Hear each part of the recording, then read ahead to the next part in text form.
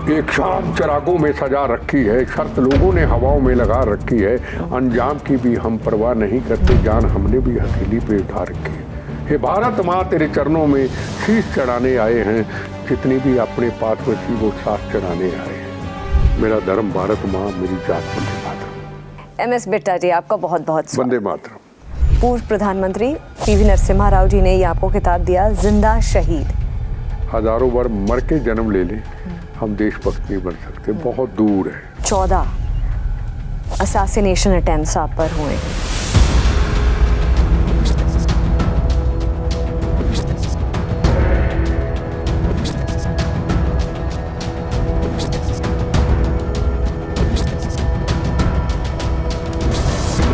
क्या ये डेटरेंट है देशभक्ति के लिए? नहीं, ये देशभक्ति नहीं ना। हाँ, हमें बम्बों गोलियों का दर्द उस वक्त होता है जब तिरंगे झंडे को पैरों में रोदा जाता है।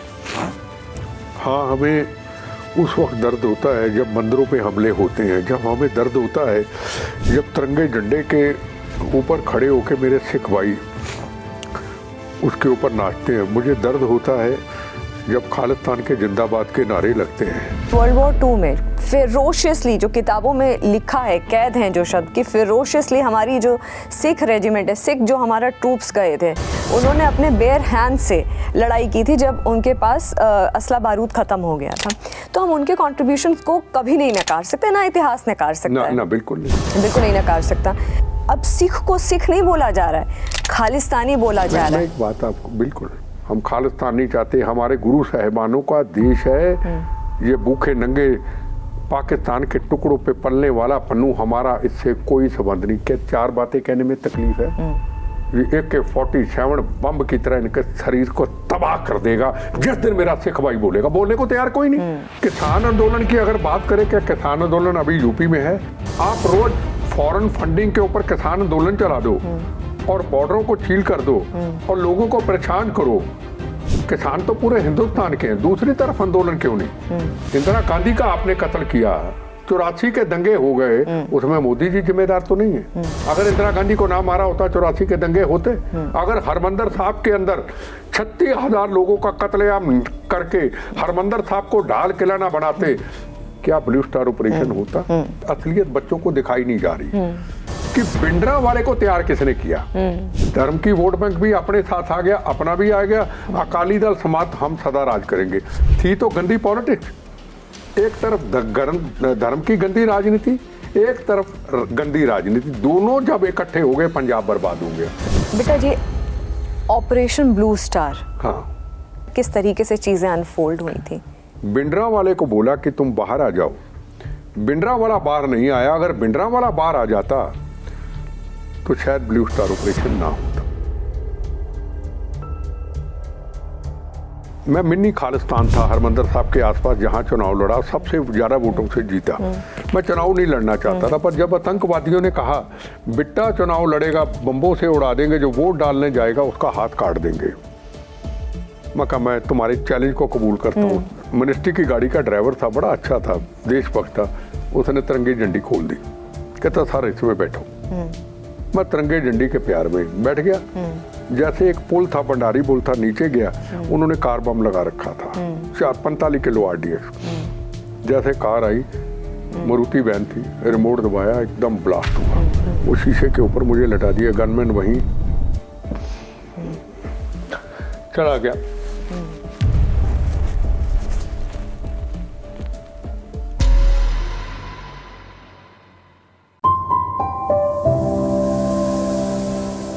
नमस्कार, जागरण मंथन में आप सभी का स्वागत है। मैं हूं स्मृति रस्तोगी। जागरण मंथन के इस एपिसोड में आज हमारे साथ हैं MS बिट्टा जी, जो कि चेयरमैन है all India anti terrorist front के।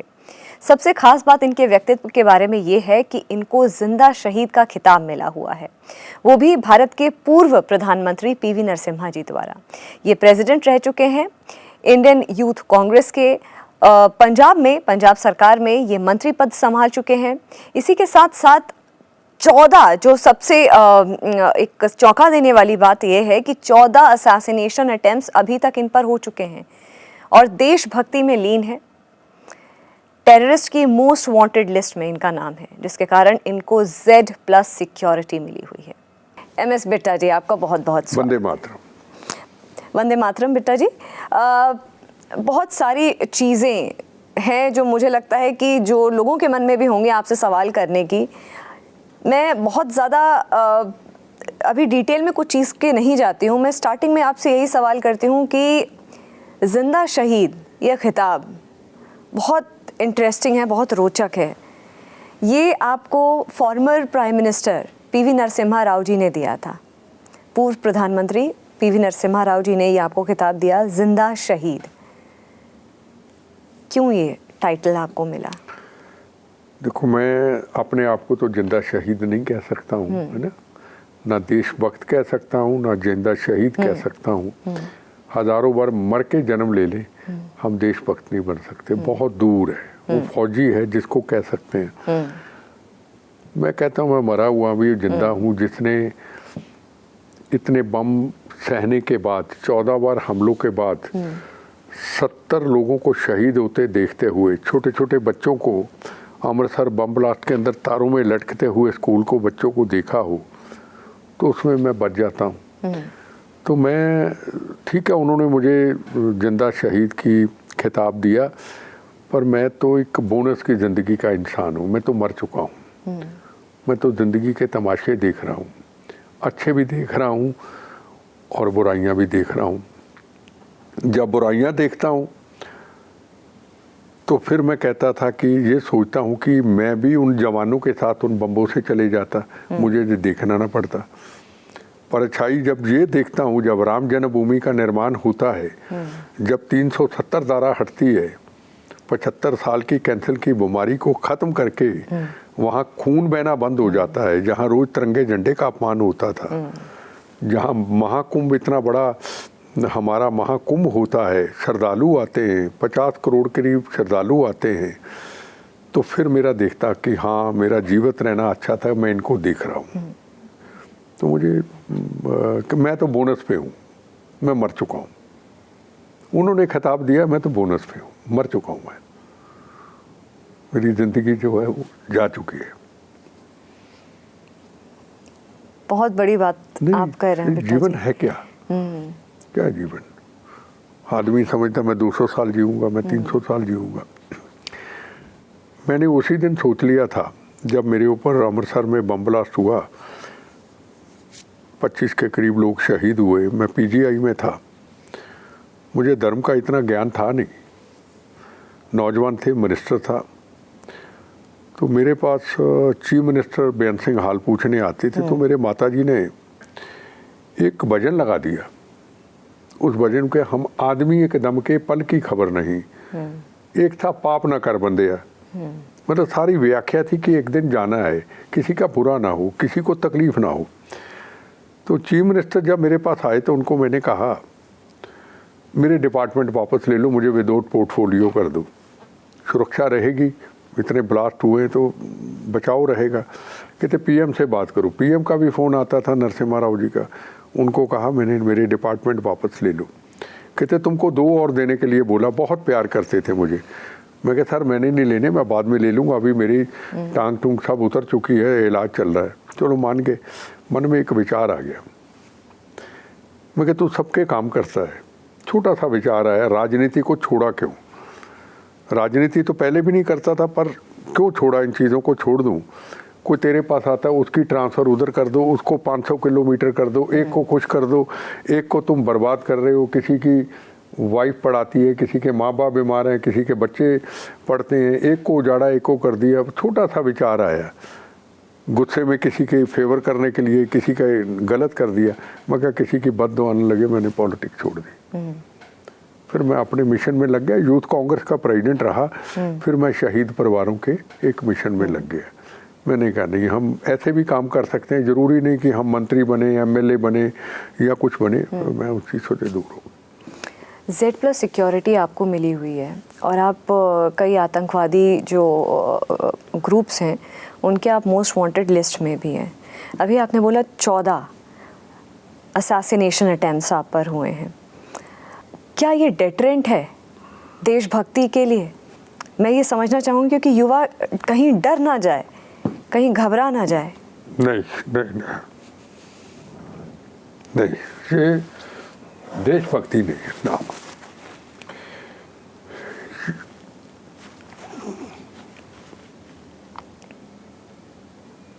ये कर्तव्य ये भगवान ने दिया।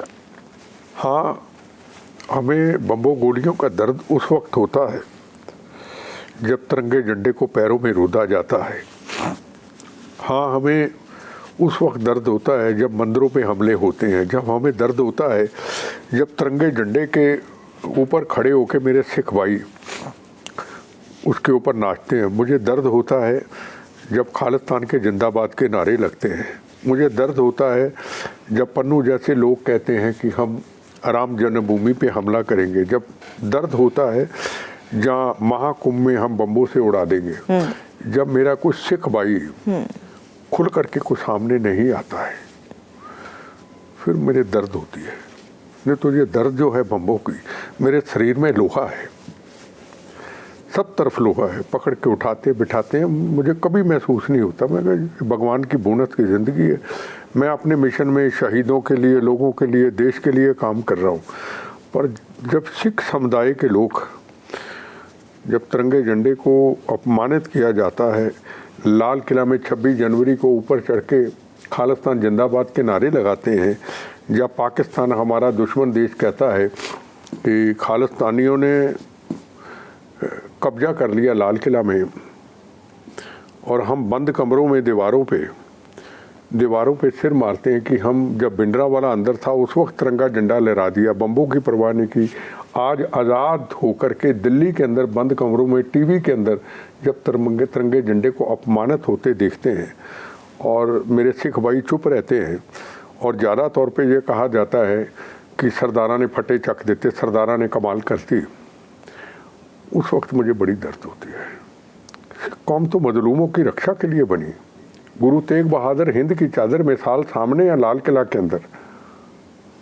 गुरु गोविंद सिंह के 4 साहिबजादों ने 2 नियों में जन्मा दिया। क्या? राष्ट्र के लिए, देश के लिए, मानवता के लिए, हिंदू के लिए, मुसलमान के लिए, कश्मीरी पंडितों के लिए, हर धर्म के लिए। आज धर्म को कहाँ ले गए? कोई बोलने वाला ही नहीं, कोई बोलने वाला नहीं।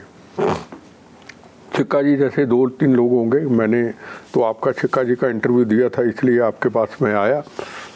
ऐसे कितने लोग होंगे खुल के बोलने वाले? हमारी जिम्मेदारी क्या है? मेरे से कोई सवाल प्रेस वाले कई बार पूछते हैं, मैं उनसे सवाल पूछता हूँ। मैं कहा यार, मुझे आप मेरे से इतने सवाल पूछते हैं, मेरे सवाल का एक जवाब दे दो। मैं पहले सरदार हूँ या मैं भारतीय हूँ? कहते भारतीय नारा लगता है प्रेस वालों का, भारतीय। मेरे सिख कौम की, मेरी पगड़ी की शान तभी है मुझे भारतीय कहते हैं। हम अपनी पहचान भारतीय क्यों नहीं बनाते?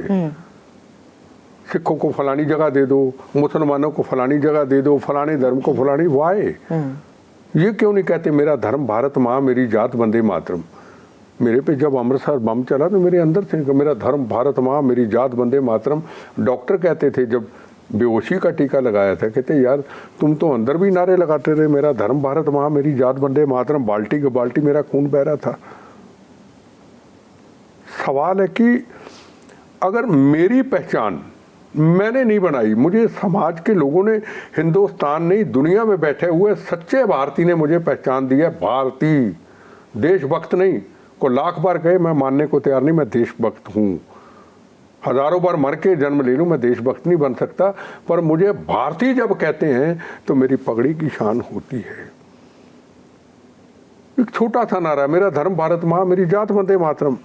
मैं तो हमेशा भगवान को कहता हूँ, मेरी भारत माँ को कभी भी बम्बों गोलियों से कैसे भी जीवन जाए, आखिर में यही निकले, मेरा इतना वक्त देना, मेरा धर्म भारत माँ, मेरी जात वंदे मातरम, अपने चरणों में समा लेना।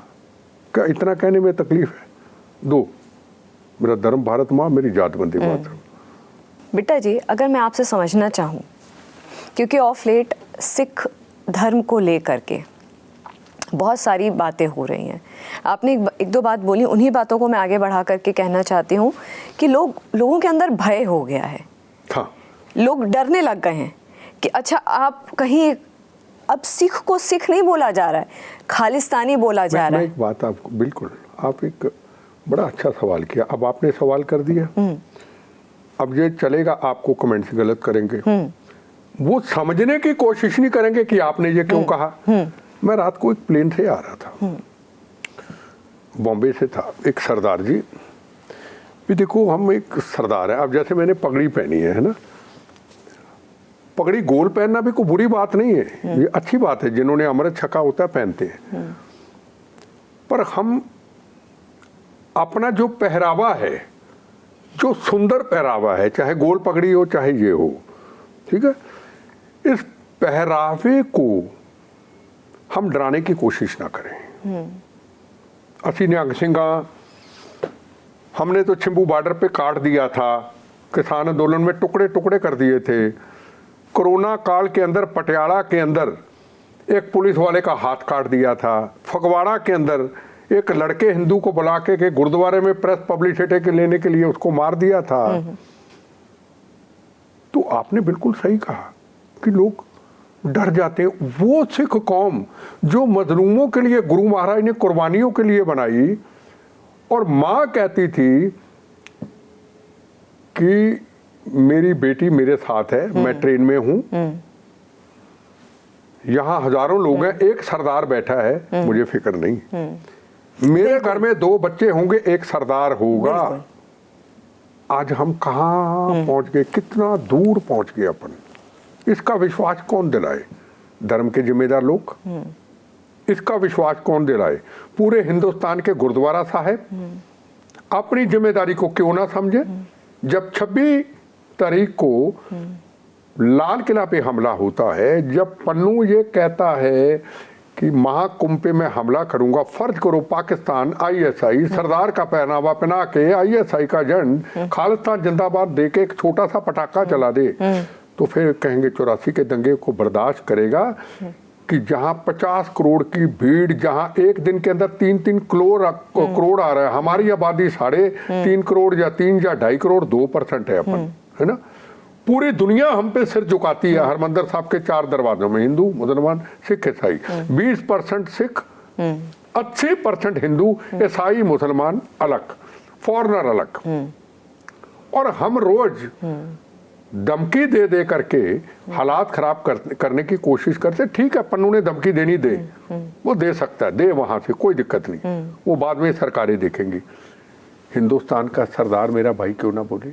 गुरुद्वारा साहब में बहनों को, भाइयों को, परिवारों को इकट्ठा करके माइक लेकर के प्रेस को बुला के ये क्यों ना कहें हम भारतीय हैं, ये गुरु गोविंद सिंह कलगीधर महाराज का देश है, पटना साहब में उनका जन्म हुआ, आखिरी स्थान नंदेड़ साहब, गुरु तेग बहादुर, हिंद की चादर, लाल चौक। हम खालिस्तान नहीं चाहते, हमारे गुरु साहिबानों का देश है। ये भूखे नंगे पाकिस्तान के टुकड़ों पे पलने वाला पन्नू हमारा, इससे कोई संबंध नहीं। क्या 4 बातें कहने में तकलीफ है? मेरा एक सवाल है, हम भारतीय, हम खालिस्तान नहीं चाहते, ये देश हमारे गुरुओं का है, बस कुछ नहीं हम चाहते। AK-47 बम की तरह इनके शरीर को तबाह कर देगा जिस दिन मेरा सिख भाई बोलेगा। बोलने को तैयार कोई नहीं, कोई फौज की, कोई पुलिस की, कोई सरकार की जरूरत नहीं है। और बिट्टा जी, एक और चीज़ अगर मैं बात करूँ कि कोई पौराणिक कथाएं तो हैं नहीं, माइथोलॉजिकल कथाएं कि गुरु नानक जी आए थे, गुरु तेग बहादुर जी आए थे, या गुरु अर्जन जी आए थे, ये कोई पौराणिक कथाएं नहीं हैं, ये हुआ था, ये हमारा इतिहास है, पहली बात।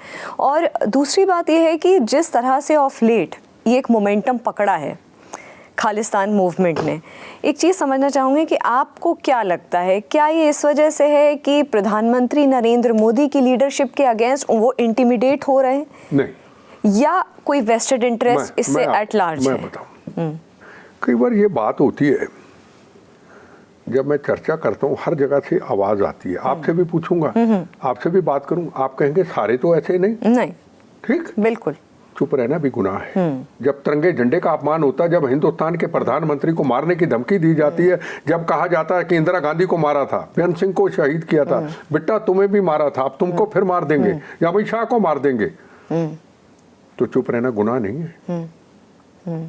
जब महाकुंभ पे धमकी दी जाती है, बम्बों से उड़ा देंगे, पन्नू से, राम जन्मभूमि पे बम्बों से उड़ा देंगे, चुप रहना गुनाह नहीं है।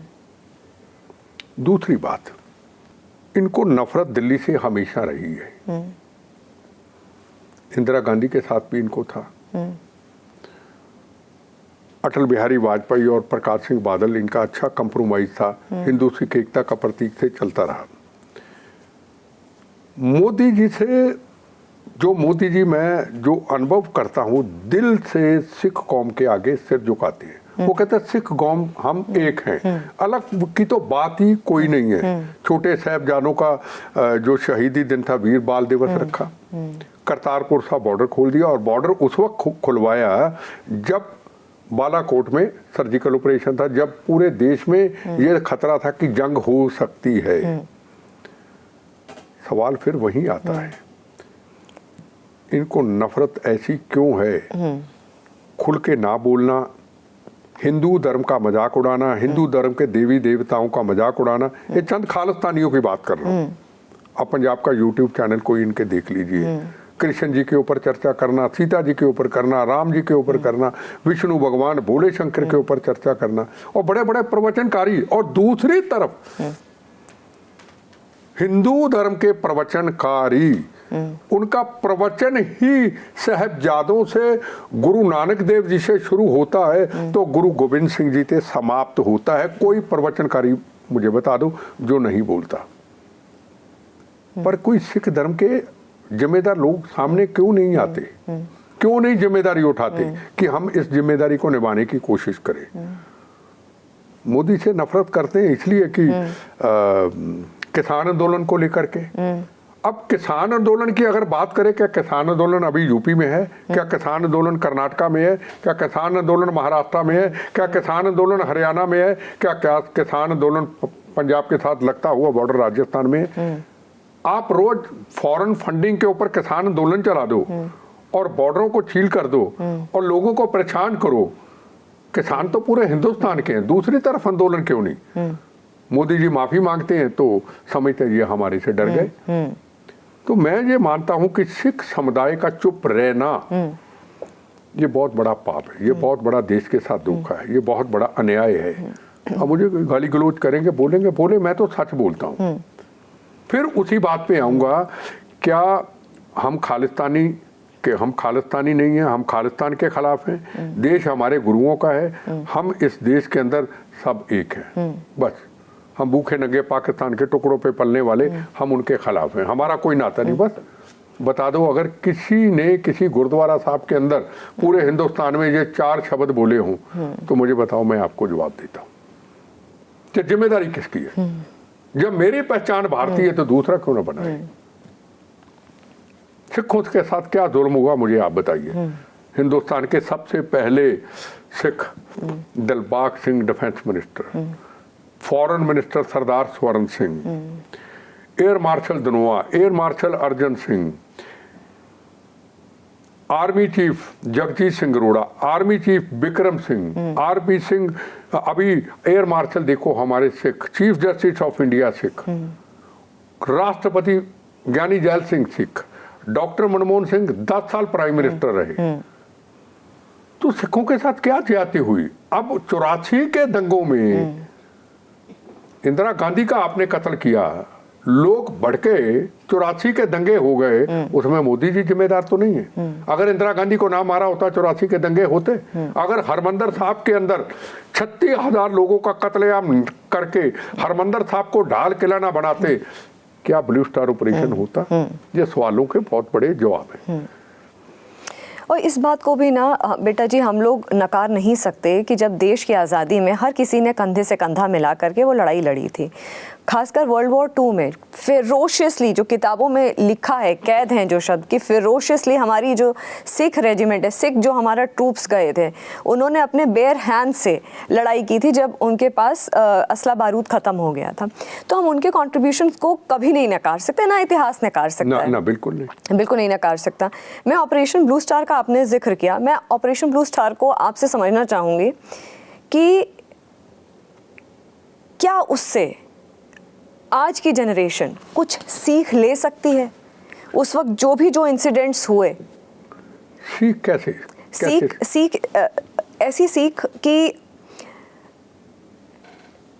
उन इतिहास के पन्नों में अगर अब हम खालिस्तानी मूवमेंट देखते हैं वापस से रिवाइव होता हुआ, क्या नहीं करना है, क्या गलत हुआ, किस चीज़ के क्या रेपरकशंस हुए, आज का युवा, क्योंकि ये जो लड़ाई लड़ रहे हैं वो आज से 20, 25, 30 साल पुराने कोई बहुत लोग नहीं है, वो आज का युवा लड़ रहा है। बिल्कुल। तो मैं उसके लिए पूछना चाह रही हूँ कि क्या सीख, उनको नहीं पता, उसी उनको एक ही चीज का पता है, 84 के दंगे हुए, ब्लू स्टार ऑपरेशन। मैं यही चीज पूछ रही हूँ, सीख बताइए उनके लिए, लर्निंग्स क्या रहेंगी? पहली बात तो जो आपने सिख इतिहास की बात की, वो तो आप किसी से भी चर्चा करो, वो सिख इतिहास को कहता है। सिख धर्म जो है ये सिखों का नहीं, सिख धर्म पूरी दुनिया का, मानवता का धर्म है। ये बड़े बड़े इतिहासकारों ने बाहर लिखा, उनकी कुर्बानियों को कोई नहीं नकार सकता, काला पानियों पर बार बार हम जिक्र करें हमने ये किया, मैं नहीं सहमत। ठीक है, लोग जाने, हम नहीं कहेंगे। जब हम कहते हैं हमने ये किया, हमने भारत माँ पे एहसान नहीं किया, ये कर्तव्य था, ये भारत ने दिया, ये देश ने दिया, हमारे गुरुओं ने किया, उसने अपने कर्मों को किया। आज हम अपने कर्मों को क्या कर रहे हैं, उनके कर्म और आज के कर्म। भगत सिंह ने किया, शहीद आजम उधम सिंह ने किया, करतार सिंह सराभा में किया, आज सिमरनजीत सिंह मान जैसे लोग भगत सिंह को आतंकवादी कहते हैं, जिसको दुश्मन देश भी सलूट करता है। सवाल सबसे बड़ा ये है कि एक व्हाइट पेपर जारी होना चाहिए, आपने कहा बच्चों को दिखाने के लिए, क्योंकि असलियत बच्चों को दिखाई नहीं जा रही कि भिंडरा वाले को तैयार किसने किया। भिंडरा वाले को तो कांग्रेस ने तैयार किया, किसी ने सलाह दी कि सदा राज करेंगे, अकाली दल को समाप्त कर देंगे, इसको हरमंदर साहब की जिम्मेदारी दे देंगे, धर्म की वोट बैंक भी अपने साथ आ गया, अपना भी आ गया, अकाली दल समाप्त, हम सदा राज करेंगे। जब भिंडरा वाला हाथ से निकल गया, इंदिरा गांधी को मिलके दिल्ली से गए, बंदूकें लेके, पूरा मीडिया ने छापा, हमने तो उस वक्त सब बचपन में सब कुछ देखा, हरमंदर साहब में डेरा लगा लिया और वहां से फिर हाथ से निकल के पाकिस्तान ने पकड़ लिया, 36,000 लोगों को मार दिया, 19,000 हिंदू भाइयों को मार दिया, पंजाब में खालिस्तान के नारे लग गए, लोगों को मार के हरमंदर साहब को किला बना लेते थे, बंकर बना लिए, फौज को आना पड़ा। कांग्रेस उस वक्त चाहती थी कि पूरे हिंदुस्तान में, दुनिया में सिख कौम बदनाम हो चुकी है, ब्लू स्टार ऑपरेशन का बड़ा टाइम देखा, उस टाइम पे ब्लू स्टार ऑपरेशन किया और थोड़ी देर बाद चुनाव हुए, कांग्रेस सबसे ज्यादा वोटों से, सीटों से जीत गई। उनकी पॉलिटिक्स थी तो गंदी पॉलिटिक्स, एक तरफ धर्म की गंदी राजनीति, एक तरफ गंदी राजनीति, दोनों जब इकट्ठे हो गए पंजाब बर्बाद हो गया। आज अभी तक हम उठ नहीं पाए, जम्मू कश्मीर खड़ा हो गया, जम्मू कश्मीर के कारोबार चल गए, जम्मू कश्मीर में तिरंगे झंडे आज लहराए जाते हैं, आज पंजाब में कहाँ चले गए, कौन है इसके जिम्मेदार? हम पॉलिटिशियन जिम्मेदार हैं, हमारी पॉलिटिशियनों की गलती से हुआ और पॉलिटिशियनों ने ठीक किया, हम फिर उस रास्ते पे चल पड़े। इसकी जिम्मेदारी सरकारों की नहीं है, हमारी जिम्मेदारी है। हम खुल करके बोलें, हम खुल करके विरोध करें, गलत को गलत कहने की हिम्मत रखें, बार बार ये ना जताएं कि हमने ये किया था देश के लिए, नहीं किया था तो लोग कोई एहसान नहीं भूलता, और कहते सिख कौम ना होती तो आज हम ना होती। जब बार बार ये सुना के हम एहसान करते, मैं सहमत नहीं। हम भी हैं आपके सामने, आप मुझे कहोगे मैंने ये किया, मैंने 14 वर्ष, मैं कोई एहसान थोड़ा किया, मुझे भारत माँ ने, मेरे गुरु महाराज ने, मेरे हनुमान जी ने मुझे सेवा दी, मैं उसको कर रहा हूँ। पर सवाल है, सिख धर्म के जिम्मेदार आदमी, राजनीतिक लोग पंजाब में खुल के सामने क्यों ना आके बोले कि ये चीजें गलत हुई हैं, तुम गलत कर रहे हो, ताकि हमारी जो नई जनरेशन है उनको इतिहास बताएं। क्या इंदिरा गांधी को ना मारते तो 84 के दंगे होते, 36,000 बेगुनाहों का कत्लेआम ना होता, हरमंदर साहब को किला ना बनाते, तो क्या ब्लू स्टार ऑपरेशन होता? कौन है इसके जिम्मेदार? धर्म के ठेकेदार भी जिम्मेदार, पॉलिटिशियन भी जिम्मेदार। किसने गलतियां की? वो इतिहास लोगों के सामने, इतिहास तो लोगों के सामने दिखाया ही नहीं जा रहा।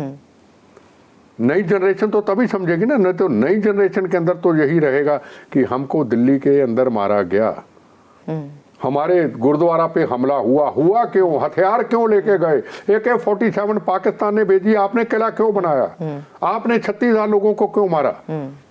36,000 लोगों को मारने वाले को संत कहा जाता है? मैं सवाल पूछता हूँ, मेरी आंखों के सामने हुआ, बसों से, ट्रेनों से मैंने खून, डीजल पेट्रोल नहीं, खून टिप के देखा है, पुलिस स्टेशनों में बॉडी पे बॉडी मैंने भेड़े बकरियों की तरह चढ़ती हुई देखी। उनको आज आप संत कहते हो? खुल के बोलने को तैयार नहीं। जिम्मेदार खुल के आदमी बोलेगा तभी है ना, जो बोलेगा तुमको बम्बों से उड़ा देंगे। तुमको गोलियों से बुन डालेंगे। लेकिन अभी ऑफ लेट ये जो मूवमेंट इतना इसमें गति आई है, इतना मोमेंटम आया है खालिस्तान को लेकर के ऑफ लेट कि बहुत सारे ऐसे सिंगर्स भी हैं पंजाब में, बहुत सारे अभी जो किसान आंदोलन हुआ था उसमें भी लोग बढ़ चढ़ करके आए। क्यों एकदम से क्यों ये, क्योंकि बीच में तो सब शांत हो गया था। भेड़ चाल है सारी भेड़ चाल है। को गांव में कहीं उन्होंने गीत बोलने हैं, है ना, तो वहाँ जाएंगे, उनकी भी पब्लिसिटी होगी। सब पर्सनल इंटरेस्ट है, ना किसी को कौम का फिक्र है, ना किसी को देश का फिक्र है। और दिलजीत दोसांझ है, अब वो पीएम को मिलने चले गए अपने हिंदुस्तान के प्रधानमंत्री को। अब वो जहां भी जाएगा कनाडा अमेरिका के अंदर उसके खिलाफ नारे लगेंगे। क्यों? हमारा प्राइम मिनिस्टर हिंदुस्तान के इतने बुरे हैं, जिसने सिख धर्म की इज्जत, जिसने देश को, जिसने धर्म को, हर चीज को ऊंचा उठाने की कोशिश की। मतलब प्राइम मिनिस्टर को मिलने पे दिलजीत दोसांझ पे उंगलियां उठेंगी।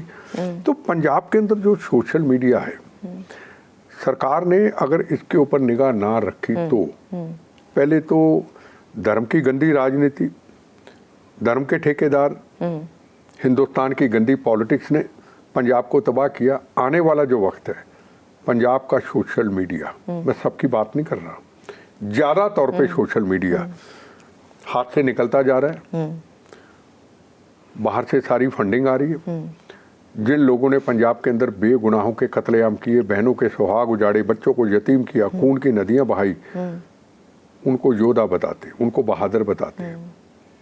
तो फिर आप कैसे महसूस कर सकते हैं कि हम पंजाब को फिर नई जनरेशन को रास्ता देंगे? नई जनरेशन को सोशल मीडिया के थ्रू पंजाब के अंदर उनको गलत चीजें दिखाई जा रही है। मगर ये जो जनरेशन को, नई जनरेशन को रास्ता दिखाने की बात जो कर रहे हैं, वो खुद भी पंजाब में मुझे नहीं लगता रहते हैं।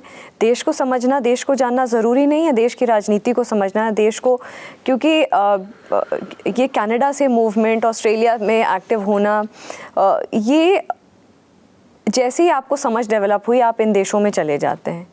आप भारत में तो रहे ही नहीं, आप अपने पंजाब में तो रहे ही नहीं। आपने बड़ा अच्छा सवाल किया। मैं ज़्यादा टूर पे रहता हूँ हिंदुस्तान में, फॉरेन में मैं जा नहीं सकता, जाएंगे तो मार देंगे। मैं तो दुबई तक भी नहीं जा सकता, ना मैं गया हूँ ना। अपने देश में ही मरना चाहता हूँ, मैं खुश हूँ जहाँ पे। मैं सूरत में गया अभी 7 तारीख को, 7 नहीं 5 तारीख को सूरत में गया। मैं किसी बिजनेसमैन के घर गया, फ्लैट था, बैठा और सारा परिवार ऐसे ज़मीन पे बैठ गया, अच्छे करोड़ों अरबोपति थे, ऐसे बैठ गया, कल्चर संस्कृति वैसे। नीचे आया, गाड़ी में बैठने लगा, नीचे बच्चे खड़े थे, सारे बच्चे नीचे आ गए, कॉलोनी के बच्चे आ गए, वंदे मातरम, भारत माता की जय, ऐसे। गाड़ी में बैठने लगा, दूसरे लोग बड़े खड़े थे, भारत माता की जय। उसके बाद एक शादी पे रात को गया, शादी पे गाने अच्छे चल रहे थे, बुरे नहीं थे, जैसे आजकल पंजाबी चलते ना दिल्ली के अंदर, वो नहीं थे, वो वहाँ का कल्चर अलग है। जैसे ही मुझे देखा, दिल दिया है जान देंगे, है वतन तेरे लिए, मेरा रंग थे बसंती चोला, उसी में भंगड़ा शुरू हो गया। अगले दिन फिर मैं 7 तारीख को बॉम्बे गया, अभी आज ही सुबह आया हूँ। वहाँ गया, शादी में औरतें, आदमी, अपने वाइफ, हस्बैंड, बच्चे खुशी मना रहे थे। जैसे ही मुझे देखा, दिल दिया है जान देंगे है, मैंने उनको कहा, बताइए, मैंने उनको कहा भारत माता की जय, मैंने उनको कहा। गीत गाने वाला देश के कथाएं शहीदों की शादी पे सुना रहा है, तो मैं तो यही कहूँगा, एक समुंदर का किनारा ये है और दूसरे किनारे का पता ही नहीं कहाँ पे हम पंजाब के लोग खड़े हैं। ये हकीकत है, रोज देखता हूँ। हमको कहना पड़ेगा तुम वंदे मातरम बोलो, हमको कहना पड़ेगा तुम भारत माता की जय बोलो, नहीं तो ये हम तो खालिस्तान बोलेंगे, हम वंदे मातरम ना बोलो यार। क्या कर सकते हैं, कौन आपसे करे यार, कौन आपको समझाए। 43 साल तो मेरी जिंदगी का सफर गुजर गया, बम गोलियां खाते खाते, आपको समझाते समझाते। 52 आगे लगा लो, 100 साल हो जाएगा, गारंटी दे के जा रहा हूँ, मुझे सुधरेंगे ही नहीं।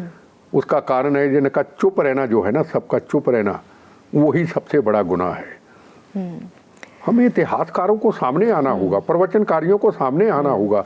हिंदू धर्म के जो प्रवचनकारी हैं, जो गुरु गोविंद सिंह जी की गाथाएं, जो साहिबजादों की गाथाएं, गुरु तेग बहादुर की गाथाएं, गुरु नानक देव जी के कर्म, तो पूरा वो सुनाते हैं और रोमटे खड़े कर देते हैं। तो हम कौन सी गाथाएं सुनाते हैं? हम गाथाएं सुनाते हैं भिंडरांवाला था जी, वो संत। अरे कल मैंने अपनी आंखों से देखा 36,000 बेगुनाहों का कत्लेआम कर दिया, बहनों के सुहाग उजाड़ दिए, गांव के गांव खाली करा दिए, बच्चे कहाँ, माँ कहाँ, परिवार कहाँ, सारे परिवारों को आपने बिखार दिया। क्या ये सिख धर्म का इतिहास था? नहीं, सिख धर्म का इतिहास था मानवता की रक्षा करते हुए।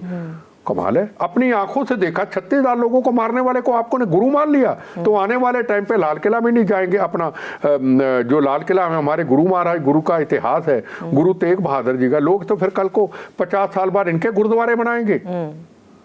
हमारा इतिहास कितना पुराना है? नया नकोर इतिहास है, 650 साल, 550 साल पुराना इतिहास होगा हमारा। 550 साल कितना होता है? हिंदू धर्म का इतिहास 35,000 करोड़ देवी देवताओं का देश, 9 ग्रह मैंने पूरे कर लिए, 4 धाम मैंने पूरे कर लिए, है ना, पूरे ज्योतिर्लिंग मैंने पूरे कर लिए उसकी कृपा से। कर्नाटका में कहीं भी, तमिलनाडु में अगर मंदिरों में जाओगे आप ऐसे देखोगे, देखते रह जाओगे। हजारों साल से वो चट्टानों से बने हुए मंदिर तैयार खड़े हैं। आपने बिल्कुल सही कहा, हम पंजाब से बाहर जाने की कोशिश ही नहीं करते। हम सुंदर हिंदुस्तान को, फूलों से सजे हुए भारत माता को हम कोने कोने में देखना ही नहीं चाहते। हम सीधा फ्लाइट कनाडा, सीधा फ्लाइट अमेरिका, सीधा फ्लाइट अफ्रीका, बस। हिंदुस्तान को कुछ समझेगा तभी तो कहेगा ना। हिंदुस्तान में कोई जाता ही नहीं। अभी मैं गया अपना महाकुंभ में गया, करोड़ों की भीड़, कोई सरदार ही नहीं। एक सरदार जी मिले अपनी वाइफ के, और पुलिस वालों को मैं ढूंढो इसको यार, पकड़ो इसको, 2 मिनट मिलना, मैं उसको जप्फी में लिया। क्यों? फर्क इतना क्यों? हरमंदिर साहब में जब 80% हिंदू भाई जाते हैं, लाइन लगी हुई है, दिल से सिर झुकाते, नाक रगड़ते जाते, बर्तनों की सेवा करते हैं, लंगर की सेवा करते हैं, तो हमको जाने में क्या इतराज?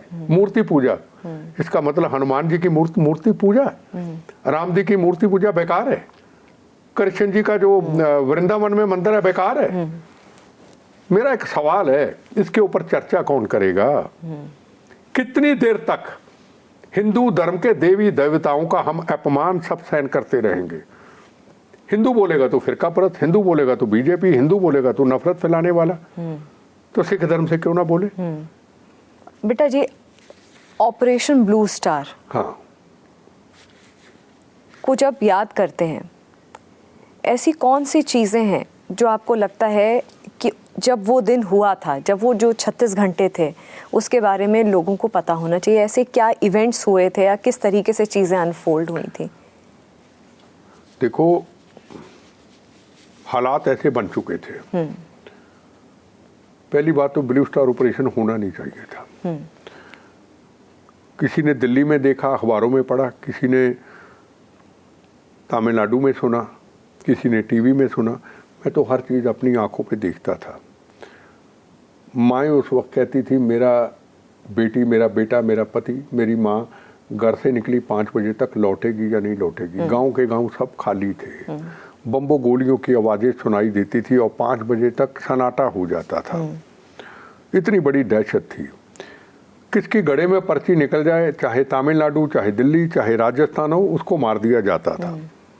हालात एक ऐसे बन चुके थे, उन्होंने हालात एक ऐसे बना दिए थे। और सरकार भी चाहती थी कि इससे कौम पूरी बदनाम हो जाए। और फिर ब्लू स्टार ऑपरेशन, हथियार अंदर जाते रहे, चेकिंग पूरी हुई नहीं। भिंडरांवाले को बोला कि तुम बाहर आ जाओ। भिंडरांवाला बाहर नहीं आया। अगर भिंडरांवाला बाहर आ जाता तो शायद ब्लू स्टार ऑपरेशन ना होता। अपनी जिंदगियों को बचाने के लिए उसने गुरुद्वारा साहब को डाल बना लिया। हमें अफसोस है कि ये जो ब्लू स्टार का कलंक है, जो हरमंदिर साहब को, जो भिंडरांवाले ने किला बनाया है, जो बहनों के सुहागों को उजाड़ के सब अंदर चले गए, गुरुद्वारा साहब की पवित्रता को भंग किया। वहाँ कार सेवा की पवित्र मिट्टी थी, उससे पहले सारी सफाई हो रही थी, एकदम भिंडरांवाला अंदर चला गया। वो मिट्टी बहुत थी, मिट्टी नहीं, वो तो सोने हीरे जवाहरात थे। उसके अंदर से जब पिंजर निकलते हुए हमने देखे तो सीन बड़े मतलब दिल को दुखाने वाले थे कि इतना पवित्र स्थान, तपो जपो का स्थान, इन्होंने उसको किला बना दिया, बंकर बना लिए। तो वो चीज़ हमें हमेशा दुख देती रहेगी। पर हमें ये सोचना होगा ये हालात ऐसे बने क्यों। सच्चा सिख कभी गुरुद्वारा साहब को किला नहीं बनाता। हमारे गुरु महाराज ने एक स्थान बनाया था, वो कहते हर गोबिंद का किला। अगर जंग होगी तो हरमंदर साहब नहीं होगी, वहाँ होगी। इन्होंने पूरे हरमंदर साहब को किला बना लिया कि सरकार तो आ ही नहीं सकती, हम किसी को मारे कहीं जाएं अंदर चले जाएं। ये तो यही करते रहे ना, तो उसका उन्होंने गलत फायदा लिया। और ब्लू स्टार ऑपरेशन जो हुआ है, ये जितनी देर ये दुनिया रहेगी ये तो याद रहेगा कि हुआ है, पर क्यों हुआ है, किस कारण हुआ है, किसकी गलतियों से हुआ है, वो इतिहास किसी को बताया नहीं। जो आपने मेरे से सवाल किए कि नई जनरेशन को कैसे बताएं, वो सिख इतिहास के इतिहासकारों को ही मौत का कफन बांध के सामने आना पड़ेगा कि ये बेगुनाहों के कातिल थे, ये राजनीतिक कांग्रेस के राजनीतिक लोगों के हाथों में चढ़ चुके थे, इसलिए ये सब कुछ हुआ। अगर मैं आपसे पूछूं कि राष्ट्रवाद क्या है, नेशनलिज्म को आप कैसे एक्सप्लेन करेंगे? किस तरीके से राष्ट्रवाद? मतलब एक राष्ट्रवादी होना का मतलब क्या है आपकी नज़रों में? एक नेशनलिस्ट होने का मतलब क्या है? मैंने सुना था एक बार केजरीवाल साहब ने कहा था मैं राष्ट्रभक्त हूँ। मेरा जो लाइफ का अनुभव कहता है, हम हजारों बार मर के जन्म ले ले, हम देशभक्त नहीं बन सकते।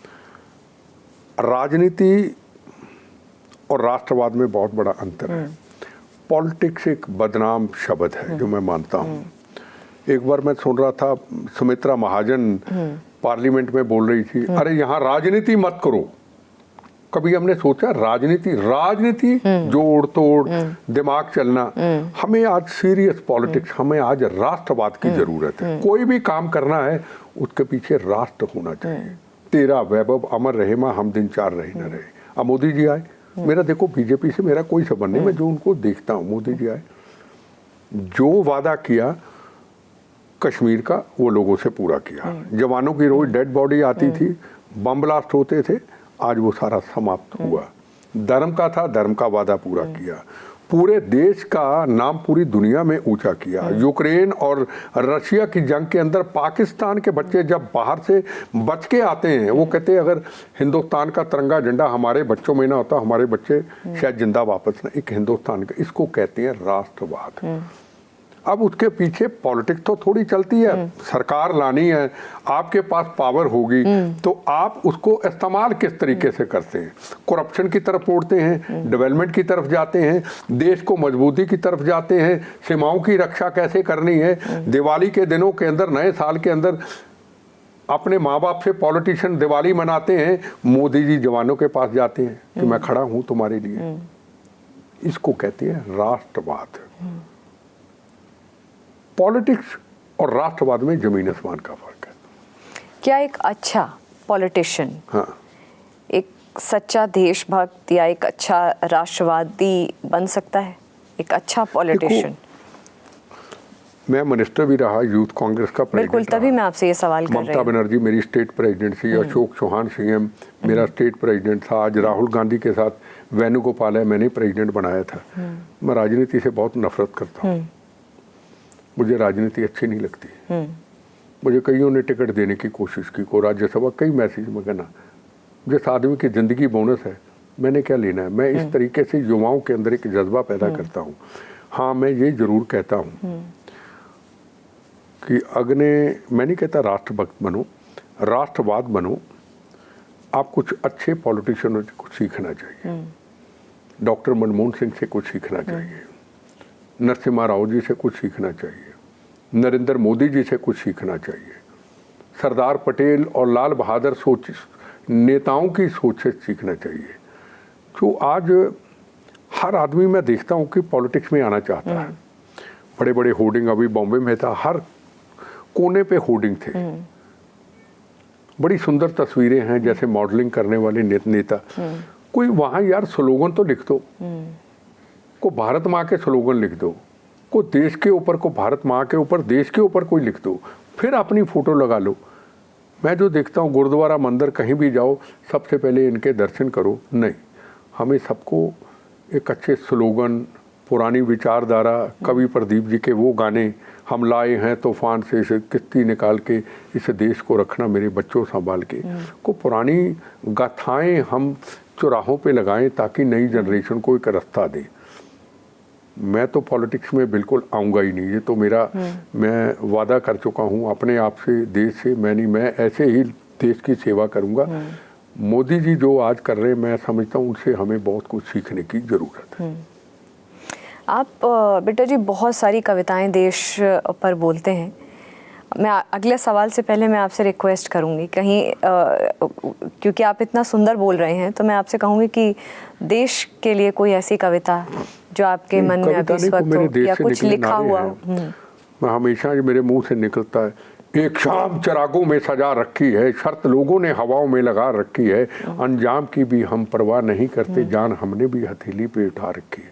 हे भारत माँ तेरे चरणों में शीश चढ़ाने आए हैं, जितनी भी अपने पास बची वो साथ चढ़ाने आए हैं। या कफन का टुकड़ा जेबों में, हम कुछ देने आए हैं भारत माँ तेरे को। किसी ने हाथ की लकीरों वालों ने मेरी खुशियों से झोली भर दी, उसने कहा तुम्हें मौत नहीं, तुम्हें वंदे मातरम भारत माँ की चाह मारेगी। तो एक मेरा खून से निकला हुआ नारा है जो मेरे हमेशा आखिरी समय तक रहेगा, मेरा धर्म भारत माँ, मेरी जात वंदे मातरम। ना मैं सरदार हूँ, ना मैं हिंदू हूँ, ना मैं मुसलमान हूँ, ना मैं सनातनी हूँ, मैं कुछ हूँ, बस मैं जो कुछ हूँ, मेरा धर्म भारत माँ, मेरी जात वंदे मातरम। यहीं से ज़िंदगी ख़त्म, यहीं से शुरू, ख़त्म कहानी।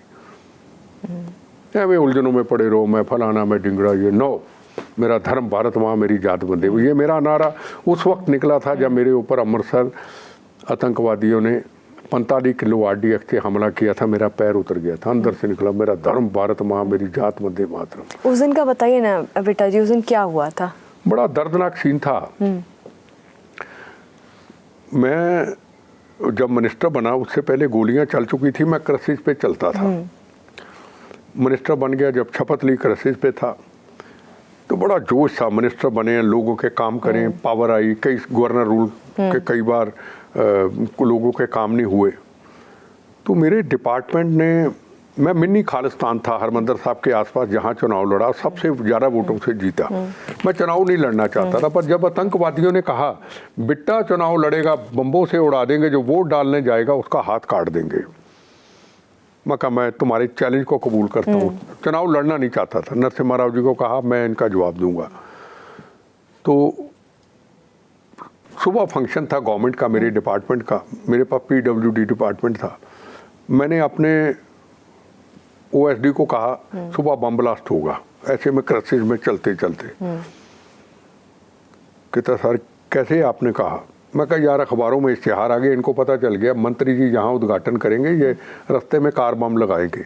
मुझे सुरक्षा की बहुत भगवान की कृपा से नॉलेज रहती, ये होगा, ऐसा हो सकता है। कहता कैंसर में कैंसर नहीं होगा, लोग कहेंगे डर गए। मैं क्राइसिस उतारा, मैं थोड़ा चला, मैं चल पड़ा। मैं कहा ले भाई, मैं कहा ले भाई सुबह अपन क्राइसिस के बगैर चलेंगे। सुबह मुझे इतना ज़्यादा, मटका सिल्क बिहार का क्रीम कलर का था, वो मैंने खादी भंडार दिल्ली से लिया था, वो मैंने सलाया था, नीचे तिल्ले वाली पंजाबी जूती थी, है ना, पंजाबी है बिल्कुल तिल्ला निकला हुआ। तो मैं कहा अभी बड़े सालों बाद आज़ाद हुए, क्राइसिस छूटा, चलते हैं। थोड़ा थोड़ा जोर लगता था, पकड़ लेता, मैं क्राइसिस नहीं लेके, मुझे क्या पता था कि सुबह दूसरा पैर भी उतर जाएगा। जैसे मैं बुलेट प्रूफ गाड़ी में बैठने लगा, तो जो मेरा मिनिस्ट्री की गाड़ी का ड्राइवर था, बड़ा अच्छा था, देशभक्त था, उसने तिरंगे झंडी खोल दी। कहता सारे इसमें बैठो। मैं तिरंगे झंडी के प्यार में बैठ गया। वो भूल गया कि मौत सामने खड़ी है, तेरे पे बम चलेगा, मैं भूल गया तिरंगे झंडे के नशे में। मेरे PA वगैरह बुलेट प्रूफ में बैठ गए। गाड़ी निकली, आगे पायलट थी वाइट कलर की, लाल झंडी ऐसे हिल रही थी, तो हूटर बज रहा था, मेरे ऑफिसर मेरे साथ बैठे। मन में आवाज आई यार हूटर मरवाएगा तुमको। जैसे एक पुल था, भंडारी पुल था, नीचे गया, उन्होंने कार बम लगा रखा था, 45 किलो RDX। जैसे कार आई, मारुति वैन थी, रिमोट दबाया, एकदम ब्लास्ट हुआ। अगली जो गाड़ी थी उसमें मेरे CRP के जवान, उनके सिर उड़ते देखे, AK-47 उड़ती देखी। छोटे छोटे बच्चे स्कूल में जा रहे थे। मेरे ख्याल 5 या 7 बच्चे तारों में लटकते देखे, टांगे वाले घोड़े थे, घोड़े लटकते देखे, साफ तब खून देखा, मुझे दर्द हुई। मैं कहा इतना मेरे मुंह से निकला, बच गए भाई, पंजाबी च बच गए भाई। चलो नीचे उतरे, नीचे किया तो ये तो तकलीफ थी, क्रसिस छोड़ा था, दूसरा पैर उतर ही गया, बस इतना ऐसे लटक रहा था। तुरंत मेरे ड्राइवर ने पकड़ा, मेरे जवानों ने पकड़ा, ललकारे मारे वहाँ पे। उतनी देर में आतंकवादियों ने फिर मेरे ऊपर फायरिंग कर दी। अब ये बच गया, फिर इसको मारते हैं। मुझे लेके जा रहे थे, फिर उन्होंने गोलियां चलाई, मेरे गनमैन के गोली लगी और एक जख्मी हुआ, पर उन्होंने मेरा साथ छोड़ा नहीं। एक नई दुकान बनी थी वहाँ ग्लास से, उस वक्त नए नया शोरूम खुलते थे, वो शीशे के ऊपर मुझे लटा दिया। गनमैन वहीं चला गया।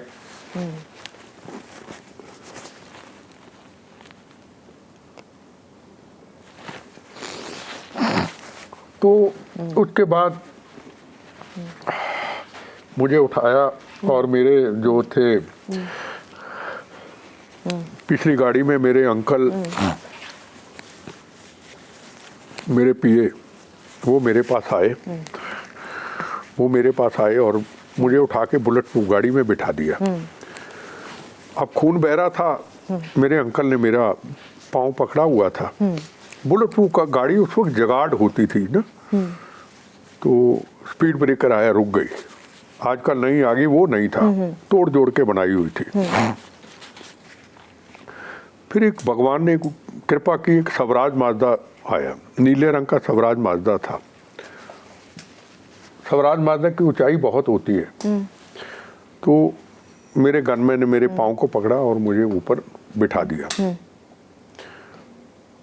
मैं वंदे मातरम, भारत माता की जय, मेरा धर्म भारत माँ, मेरी जात वंदे मातरम बोलता, होश में था, खून बहुत बह रहा था। और मैंने कहा यार मुझे कक्कड़ हॉस्पिटल ले जाओ, सरकारी हॉस्पिटल मत लेके जाना। वो वहाँ ले गए, डॉक्टरों ने मुझे इंजेक्शन लगाया। वो डॉक्टर बोलते हैं कि जब इंजेक्शन में बेहोश थे तब भी तुम यही बोलते रहे, भारत माता की जय, वंदे मातरम, है ना, मेरा धर्म भारत माँ, मेरी जात वंदे मातरम। तो मुझे गोलियों बम्बों का दुख नहीं, मैं चाहता था कि जो उसके बाद मैंने अपनी ज़िंदगी का सफ़र देखा, जो कांग्रेस पार्टी की लीडरशिप ने, मैंने आतंकवादियों ने, वो तो बम गोलियां तो मेरे लिए खेल है, जो मेरे ऊपर जुल्म किए, बहुत जुल्म किए कांग्रेस के नेताओं ने, क्यों किए मुझे मालूम नहीं। तो तब मैं कहता यार, जब शहीद परिवारों को देखता था, उनका अन्याय देखता था, उनकी शहादत देखता था, उनको मान सम्मान नहीं मिलता था, परिवारों को नहीं दे, मैं कहे क्यों देख रहा हूँ, मैं भी अपने जवानों के साथ चले जाता। पर भगवान ने कहा नहीं, तुम्हें ये देखना होगा। मैं रुक गया। तो वो चीज़ें दुख देती हैं, याद आती हैं, कितने लोगों का चले जाना। मेरे कारण मेरे ख्याल 70 लोग चले गए दिल्ली ब्लास्ट के अंदर, 30-35 लोग चले गए, वहाँ चले गए। फिर दिल्ली में 1 साल के बाद दिल्ली में ब्लास्ट हो गया। आज ब्लास्ट होता है, 1 दिन पहले सुरक्षा हटा लेते हैं, सरकार अपनी होती, किसने साजिश की कुछ पता नहीं। तो आज तक वो दौर थ्रेट का जारी है, हम कभी झुके नहीं। नरेंद्र मोदी जी के आने के बाद थोड़ा हमें राष्ट्र के लिए काम करने का मौका मिला।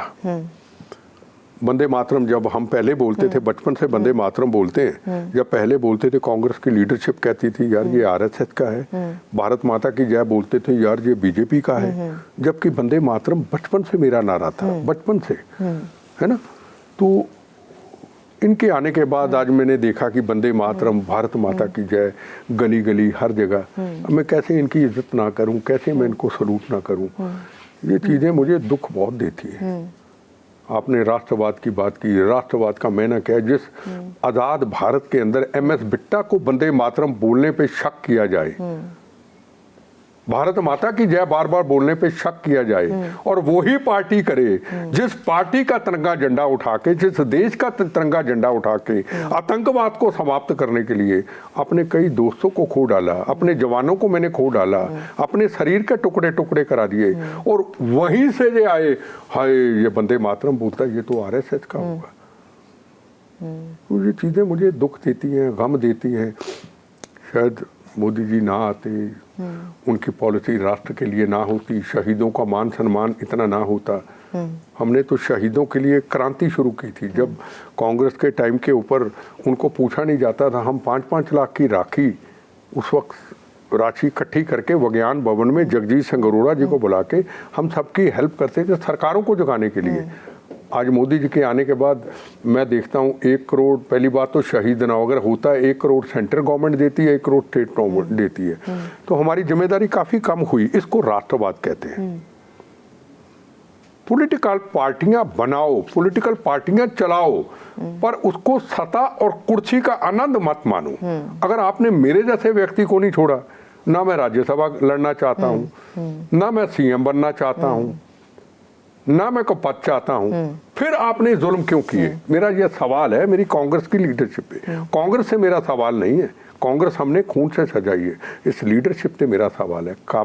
कारण ये है इनके अंदर अब राष्ट्रवाद है ही नहीं। मैं कई बार कहता हूँ, मैंने खून दे के बार बार मौत से दोस्ती कर ली, तुमने कुर्सी सत्ता से दोस्ती कर ली। मैं खून से बना हुआ कांग्रेसी हूँ। मैं सुभाष चंद्र बोस, लाल बहादुर शास्त्री, सरदार पटेल, बाबा साहब अम्बेडकर, मैं उस कांग्रेस का सिपाही हूँ। तुमने कुर्सी सत्ता से दोस्ती कर ली, ये तुम्हारा मेरा फर्क है। बिट्टा जी, एक और जो प्रॉब्लम बहुत ज़्यादा जो इस वक्त पिछले कई वर्षों से, मैं कहूँगी लगभग पिछले 10 सालों से जो सामने आ गई है, पहले भी थी लेकिन अब सामने आ गई है, पंजाब में ड्रग्स को लेकर का जो मेनेस है वो युवाओं को खोखला कर रहा है कहीं ना कहीं। उस पे क्या देखो, 2 चीज़ें हैं। राजस्थान भी बॉर्डर लगता है, गुजरात भी बॉर्डर लगता है। मेरा आपसे सवाल है कि वहाँ नार्को टेररिज्म की कभी बात सुनी आपने? अगर हवा चलती है तो पंजाब की हवा उधर जाती है, पर वहाँ ड्रोन के जरिए नार्को टेररिज्म नहीं आता है, क्योंकि वहाँ सीमाओं की रक्षा के लिए जो गांव के लोग हैं वो रक्षा करते हैं। आरएसएस का एक संगठन है, शायद मैं भूल ना जाऊँ, थोड़ा नाम आगे पीछे हो, सीमा सुरक्षा कल्याण मंच। बड़े बड़े व्यापारी उस संस्था के मेंबर हैं। मुझे उन्होंने बुलाया एज ए चीफ गेस्ट, तो उनके काम को देख के मैं उनसे जुड़ गया एक मेंबर के तौर पे। वो सब इकट्ठे होते, अगर गांव के अंदर कोई नया आदमी आ जाता है कहीं से, तो उनको इन्फॉर्मेशन मिल जाती तो कहाँ से आया। को नार्को टेररिज्म फैलाने की कोशिश कर जाता, बीएसएफ के साथ संपर्क करने की कोशिश करते, किसी पॉलिटिकल पार्टी की से संस्था नहीं है। पंजाब के अंदर तो रोज नार्को टेररिज्म पाकिस्तान से आ रहा है, रोज हथियार ड्रोन के जरिए आ रहे हैं। गांव के लोग हम कहाँ खड़े हैं? अगर राजस्थान के लोग, अगर गुजरात के लोग, जहां सीमाएं लगती हैं, आम पब्लिक रक्षा करती, तो पंजाब के लोग क्यों ना रक्षा करें? तो दूसरी बात यह है कि माएँ कहती हैं मेरा बच्चा AK-47 ना पकड़ ले। माएँ कहती हैं ये नार्को टेररिज्म का शिकार ना हो जाए। वो 2 एकड़ जमीन बेच करके बच्चों को कनाडा अमेरिका भेज देते हैं। सिमरनजीत सिंह मान की चिट्ठी में मोहर लगी कि सिखों के ऊपर जुल्म हो रहा है, उनको परमिशन मिलती है, वहाँ चले जाते हैं वीज़ा लेके, या वापस भी आ रहे हैं, वहाँ चले जाते हैं। ज़मीन भी गई, माँ बाप से बच्चे भी गए, माँ बाप दुनिया से चले जाते, बच्चों के पास पैसे नहीं वापस आ जाएं। मैं आपसे सवाल जरूर करूँगा, हम पॉलिटिशियनों की जिम्मेदारी क्या है? आपने बार बार राष्ट्रवाद की बात की, हमारी जिम्मेदारी क्या है? हमने भी तो जिम्मेदारी निभाई। पंजाब के चीफ मिनिस्टर बेअंत सिंह ने भी जिम्मेदारी निभाई, आरएसएस के बड़े बड़े लोगों ने जिम्मेदारी निभाई। इनकी गलतियां, इनकी, हमने अपने बम गोलियां खाए, सबने अपने शरीरों के ऊपर टुकड़े टुकड़े कराए। हमारी जिम्मेदारी क्या है? क्या वोट लेना? क्या सत्ता? क्या कुर्सी प्राप्त करना? क्या अमृतपाल की तरह MP बनना? क्या इंदिरा गांधी को मारने वाले का बेटा बेअंत सिंह, उसके बेटे को चुनाव में जिता देना? क्या ये हमारी जिम्मेदारी है? हम समाज के आदर्श हैं, हम अपनी जिम्मेदारी को क्यों नहीं पूरा करते? अगर हम टेररिज्म को समाप्त कर सकते, टेररिज्म अकेला फौज ने, पुलिस ने खत्म नहीं किया है। टेररिज्म को खत्म करने वाली सारी पॉलिटिकल पार्टियों का रोल था। कांग्रेस भी थी, बीजेपी भी थी, अकाली दल भी था, CPM भी थी, CPI भी थी, एक पॉलिटिकल विल बनी। अगर बंदूकों गोलियों के टेररिज्म को हमने सबने मिलकर समाप्त किया, तो नार्को टेररिज्म को हम समाप्त क्यों नहीं कर सकते? क्योंकि हमारी सोच फिर कुर्सी सत्ता की तरफ, लालच में चली गई, हमारा इस तरफ किसी का कोई ध्यान नहीं। और बच्चे सब विदेशों में जा रहे हैं और आने वाले टाइम पे पंजाब खाली हो जाएगा। फिर आएंगे प्रवासी, आएंगे वो अपना वो बिहार से आएंगे, पूर्वांचल से आएंगे, फिर उनको ये गाली देंगे इन्होंने हमें हमारे पंजाब पे कब्जा कर लिया। उनके ऊपर हमले होते हैं, प्रवासियों के ऊपर रोज हमले होते हैं। क्या पंजाब के बाहर जो सिख समाज है, क्या फिर कल को उनको भी कहेंगे तुम प्रवासी हो? ऐसी गंदी भाषा का जो प्रयोग किया जाता है और जिम्मेदार लोग, धर्म के जिम्मेदार लोग और ख़ास तौर पे पॉलिटिशियन जो हैं वो सामने नहीं आते, तो फिर पंजाब की जिम्मेदारी कौन उठाएगा बताओ? हर चीज़ सरकारों पे थोपी जाएगी, हर चीज़ नरेंद्र मोदी के ऊपर ठोकी जाएगी। नहीं, हम अपनी जिम्मेदारी को सारे कैसे निभाएं? नक्सलिज्म को कितना बड़ा इशू, एक चैलेंज देखते हैं आप देश के सामने? देखो जी, पहली बात तो मैं अमित शाह जी की जो टेररिज्म के ऊपर कोई ज़बान होती है मैं उसके ऊपर विश्वास करता हूँ। 370 धारा कही थी तो हटी थी। नक्सलिज्म 2 महीने में समाप्त होगा तो वो होगा। नक्सलिज्म पहले से बड़ा कंट्रोल में आया है। बिल्कुल। पहले की सरकारें जो है डबल पॉलिसी खेलती थी। अब आप नक्सलिज्म को क्या लेना, आप पूरे टेररिज्म की बात करें, जम्मू कश्मीर की बात करें, पूरे देश की बात करें, खालिस्तान को थोड़ा सा अलग छोड़ दें, आप देखें कि कितना बड़ा इस देश के अंदर कंट्रोल आया है। आपको याद होगा सरोजनी नगर के अंदर दिवाली के दिनों के अंदर माँ बाप बच्चों के लिए खिलौने लेने जाते थे, मठियाई लेने जाते थे, वापस नहीं पहुंच पाते थे। मठियाई की जगह पे माँ बाप की बॉडी बच्चों के सामने पड़ी होती थी। आपने देखा होगा बॉम्बे के अंदर 26/11 के टाइम पे ट्रेनों में जाते थे बहनें भाई अपना काम करने, शाम को उनकी बॉडी घर में आती थी। आपने देखा होगा इधर जयपुर के अंदर 120 लोगों को मारा गया। नक्सलिज्म रोज 20-20 जवानों को, 25 जवानों को शहीद कर देते थे। आज टेररिज्म के ऊपर बहुत बड़ा कंट्रोल है। हमें उनके ऊपर विश्वास करना चाहिए, हमें उनका साथ देना चाहिए। जब उन्होंने कह दिया खत्म करेंगे तो वो डेफिनेट खत्म होगा, पर हम पब्लिक के लोग कितना साथ देते हैं ये हमें जरूर सोचना होगा। पार्टियां अलग अलग होती हैं, नेशन इज फर्स्ट। पार्टी कोई भी होगी उसने राज करना है, पर उसकी सोच को देखना होगा कि इनका मुद्दा करप्शन है या इनका मुद्दा नेशन है। वो लोगों को फैसला करना है। वो फैसला आपके सामने जो नरेंद्र मोदी जी ने किया नेशन के लिए, जो आगे कर रहे हैं वो नेशन के लिए कर रहे हैं। बांग्लादेश का जो इंटरनल टर्मोइल है उससे इस वक्त भारत को कितना बड़ा खतरा है? बांग्लादेश के अंदर जो कुछ पिछले समय में हुआ, एक भारतीय को, किसी भी धर्म या मजहब का था, भारतीय था, उसको उल्टा लटका दिया गया। हमारी बेटियों के ऊपर, बहू सब के ऊपर अत्याचार हुए, जुल्म हुए। उसका भारत पे बहुत असर पड़ा। असर पड़ने के बाद मैं चुनाव में जाना नहीं चाहता, उसका असर आपको महाराष्ट्र में दिखा, उसका असर आपको दिल्ली में भी दिखा। लोगों को पता चल गया कि आने वाले हालात कभी भी हमारे देश के अंदर कोई ऐसे पाकिस्तान ISI बनाने की कोशिश कर सकती है। हमें सचेत रहने की जरूरत है। जनता अब जाग चुकी है। पहले जनता जागी थी, कुछ समय के लिए जागी थी। अब जनता को यकीन हो गया कि राष्ट्र ही प्रथम है, इसकी रक्षा करना हमारा हिंदू मुसलमान सिख ईसाई भाईचारा होना चाहिए। और मेरा एक सवाल अपने आप पे सब पे रहता है, जिस दिन हम हिंदुस्तान का हर मजहब, हर व्यक्ति, धर्म का व्यक्ति अपनी पहचान एक भारतीय बना लेगा, उसको कहना ना पड़े तुम ये बोलो, तो ये सारे मसले हल हो जाएंगे। जहाँ तक बांग्लादेश का सवाल है, सरकार की निगाह उसके ऊपर पूरी होगी। मुझे नहीं पता क्या करेंगे, पूरी होगी। पर हिंदुस्तान के अंदर, हिंदुस्तान एक धर्मशाला नहीं है कि आप बांग्लादेश से आ जाओ, आप नेपाल से आ जाओ, आप श्रीलंका से आ जाओ, आप पाकिस्तान बॉर्डर के जरिए आके इसको धर्मशाला बना दो। अब हिंदुस्तान धर्मशाला नहीं को बना सकता, ये मैं आपको गारंटी से कह सकता हूँ। और उसके ऊपर पिछले सालों से काफ़ी अच्छी तरह काम हुआ है। अगर ये बांग्लादेश के बॉर्डरों के ऊपर, असम एरिया के अंदर ध्यान ना दिया होता तो आज पूरा भारत जो है बांग्लादेशियों का एक गढ़ बन जाता। ये तो देखो कंट्रोल सबसे बड़ा हुआ है। बेटा जी, आज आपसे चर्चा हुई बहुत विषयों पे हमने बहुत टॉपिक्स को कवर किया, उन पर बात हुई है और मुझे लगता है काफ़ी कुछ ऐसे इश्यूज़ हैं जिन पर बहुत खुल करके आपने भी अपनी बात रखी है और मुझे लगता है, उम्मीद करती हूँ व्यूअर्स के पास भी बहुत सारा ऐसा इन्फॉर्मेशन होगा जो मुझे नहीं लगता कि कहीं किसी ऐसे सोशल मीडिया प्लेटफॉर्म पे होगा या किसी आपको इंटरनेट पे मिल जाएगा। ये एक फ़र्स्ट हैंड इन्फॉर्मेशन होती है जो एक पर्सन शेयर करता है और कई ऐसी चीज़ें होती हैं जिनके बारे में जिक्र कहीं पर भी नहीं होता है, वो एक पर्सन की अपनी जर्नी होती है। Thank you so much sir. वंदे मातरम। वंदे मातरम। Thank you so much for coming to this show. फिलहाल जागरण मंथन में इतना ही। नमस्कार।